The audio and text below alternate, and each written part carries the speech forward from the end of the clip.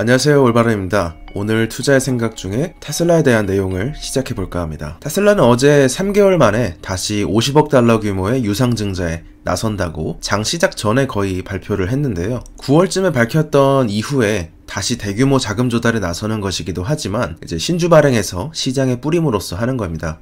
지난번에는 시장에서 좀 한 번에 던졌고 배터리데이 이후에 그 당시에 9월에 S&P 500에 편입되지 않았던 이슈라든지 자금 조달 이슈라든지 배터리데이 이슈라든지 여러 가지가 9월 달에 한 번 몰리게 되었었는데 이번에는 아마 조금 천천히 계속해서 매도를 하지 않을까 싶습니다. 한 번에 이루어지지 않고 가끔 주식을 파는 형태로 시세에 맞게 가격에 매겨서 판매하는 것으로 진행하며 골드만삭스나 시티그룹, 글로벌마켓츠 등이 10개의 은행이 주관하게 되었습니다. 시가총액이 대략 600빌리언, 약 6천억 정도인 입장에서 어쨌든 예상치보다 많이 오르는 시점이 있다면 그때쯤에 한 번씩 이렇게 유상증자를 해주는 것이 나쁘지 않을 거라고 생각을 하고 있고, 현재 독일과 미국의 텍사스에서 기가팩토리를 추진하는 등 사업 확장과 함께 하는 것이기도 하지만 워낙에 이제 자본 지출에 대해서 효율화하겠다는 내용을 발표를 했었기 때문에, 그리고 여기에 더해 메일에 이제 비용 절감에 대해서 망치 위에 수플레라든지 그런 내용을 언급한 바 있었죠. 그렇기 때문에 아마 신규 공장 확대에 충분히 지금 쓰일 만한 금액이 많고, JMP 시크리티가 말하는 데는 이제 2021년과 2025년까지를 봤을 때는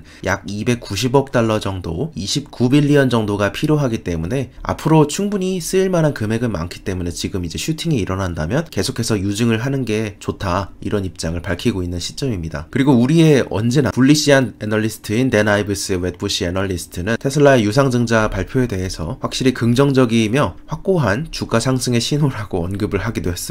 약간의 우리가 원래 알던 컨센서스와는 조금 다른 입장이죠. 테슬라는 워낙에 강한, 이제 워낙에 주가는 이미 가 있고 실제 실적과 매출을 동반시키기 위해서 자본 지출이 들어가야 하는 일종의 컨센서스가 형성되어 있으니까요. 그래서 어쨌든 2025년까지 굉장히 많은 돈이 필요하고 이것은 주로 플랜트 작업으로만 주로 쓰이기 때문에 앞으로도 충분히 많은 유상증자를 보게 될 거라는 점입니다. 그리고 어제 월스트리트저널과의 인터뷰에서 일론 머스크가 공식적으로 확인을 해줬죠. 그는 이제 텍사스로 이사했다고 밝혔습니다. 그러면서 물론 오스틴, 텍사스에 있는 기가팩토리 건설 및 이제 텍사스 남부의 스페이스X 스타쉽 개발에 집중하기 위해서라고 밝히긴 했는데요. 일단은 스타쉽 프로젝트 오스틴 공장 2개가 자체적으로 일론 머스크의 얼마나 중요한가를 생각해 볼 때 충분히 일리는 있습니다만, 캘리포니아의 소득세율 13.3%와 텍사스의 주차원 소득세 0%라는 점은 아무래도 충분한 인센티브가 됐지 않을까 싶기도 합니다. 어쨌든 일론 머스크가 얻은 스톡옵션을 어떻게 처리하느냐가 달려있기 때문이겠죠. 그래도 이 앞부분을 하는 데에는 명분이 중요하겠죠. 11월 12일 자료로 당시에 10월 이제 차이나 리스크, 중국 수요에 대한 일각의 테슬라 베어들 사이에서 중국발 테슬라의 메이드 인 차이나 모델 3의 수요 부족 이슈가 스멀스멀 올라오고 있다고 말씀드린 바 있었습니다. 당시에 주로 얘기되었던 이유는 해당 부분이죠. 분명히 이제 22,929대까지 생산량이 10월 달에 올라왔는데 중국 내 MIC 모델 3의 판매량이 10월 당시 12,134대였으므로 직전 분기에 비해서 많이 늘어나지 않은 상황이었습니다. 그래서 총 7,000대의 유럽향 모델 3 수출 물량을 제외하더라도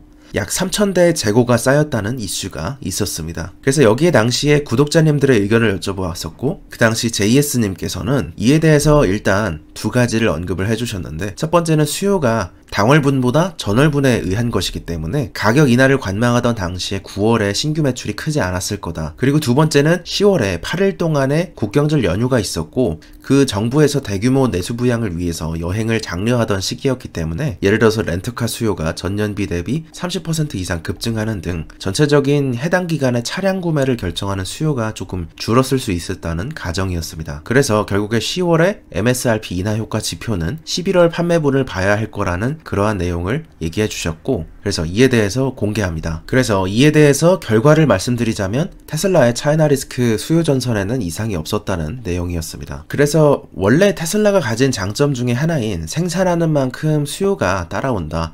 그러니까 그냥 계속해서 생산에 목적을 두고 공급이 곧 수요라는 브랜드 파워의 압도적인 것을 한 번 더 증명해 준 사례였습니다. 테슬라 모델 3는 중국의 승용차 협회 최근 데이터에서 11월에 중국 내에서 21,604대의 모델 3가 판매된 것으로 조사되었는데요.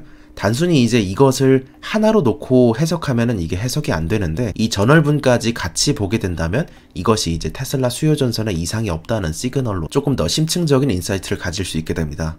그래서 10월에 12,134대를 팔았던 것에 비해서 분기당 비교해보면 약 78% 급증하게 된 것이죠. 이로써 테슬라 베어가 주장했던 중국발 테슬라의 MRC 수요 부족 이슈는 그래서 유럽으로 수출을 돌린 것이 아니냐, 이런 이슈는 해결될 듯 합니다. 그리고 나머지 3,000대 정도는 12월 달에 해결되지 않을까 하는데요. 보통 마지막 월에 몰아서 치우니까요. 그래서 11월 12일 당시 얘기 드렸던 내용은 다음과 같았습니다. 중국의 신에너지 자동차, 여기는 NEV라 그래서 신에너지 자동차라고 부르는데요. 아무튼 10월 기준 14만 4천대 이상을 판매하면서 직전월 대비, 이거는 QOQ를 썼었는데 직전월이죠. 직전월 대비 15.9%의 성장을 보였고, 그로 인해서 이제 전기차의 시장을 선점하려는 중국의 주도권 야망을 볼 수 있었던 달이었습니다.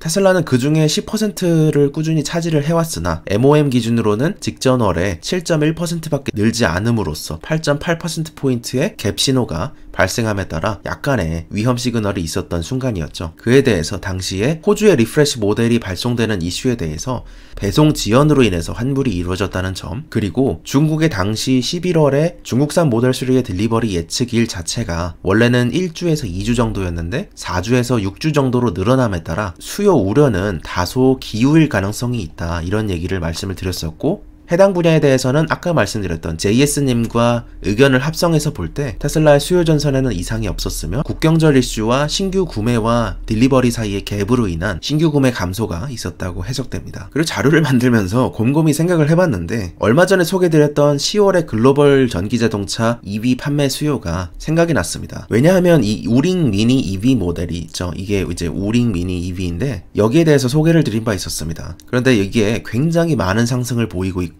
글로벌 차원에서도 2위가 될 만큼 많은 상승을 보이고 있다고 말씀드렸죠. 근데 이게 사실 이제 오토바이보다는 조금 더 나은 수준이기 때문에 전기차로 보는 게 맞긴 하겠지만 아닌 것도 있습니다. 그래서 마진율이나 뭐 이것이 소프트웨어나 이런 게 없고 그냥 단순히 전기차이기 때문에 모델 3와 같이 상생해서 가는 쪽이지 위협이 된다고 보기는 어렵다, 세그먼트가 다르다, 이런 말씀을 드렸었죠. 근데 가만히 생각을 해보다 보니까 뭐 때문에 이걸 말씀드렸냐면, 얘가 이제 직전월 대비 15.9%의 상승을 보였다고 NEV가 이렇게 말씀을 드려서 마켓이 상승을 했다. 근데 이게 생각을 해보니까 약 19,000대에서 2만 대 정도의 차이분입니다. 이 상승분이. 근데 얘가 팔린 정도만큼이 딱 12만 5천 대 정도에서 14만 4천 대 정도의 수준으로 상승했던 얘만큼 많이 팔렸던 겁니다. 그러니까 요약해서 보자면 요 녀석인 것 같은데, 범인이 아마 요 녀석인 것 같습니다. 이 15.9%의 상승이 범인이 아마 이 녀석이지 않나 싶습니다. 중국의 그리고 최근 보고서에 따르면 테슬라 모델 3 퍼포먼스 버전이 등록돼서 중국 국가산업정보기술부에 제출되었습니다. 이 리프레시와는 또 달리 테슬라 차이나는 모델 3 퍼포먼스 버전 휠과 새로운 헤드라이트가 등록시킴으로써 이번에는 퍼포먼스 모델까지 중국에서 생산할 것임을 알 수 있었는데요. 이게 이제 이번에 총 4개의 전기 세단을 등록시켰는데, 원래는 기가상하이에서 스탠다드 레인지 플러스나 롱레인지 그리고 후륜 모터만 주로 사용을 했었습니다. 그러니까 싱글 모터였죠. 그런데 이번에는 모델 3의 듀얼 모터까지도 생산하게 된다는 점, 그리고 두 번째로는 메이드 인 차이나 모델 3로서 이번에는 이제 퍼포먼스나 롱레인지, 듀얼 모터 등까지 모두 다 처리하게 된다면 완전하게 유럽향 모델을 다 여기서 소화할 듯 예상됩니다. 그렇다면 내년에 30만 대 정도를 파는 것을 예측하고 있고, 그 중에 10만 대 정도를 유럽향으로 수출할 것임을 예상한다고 밝혔죠.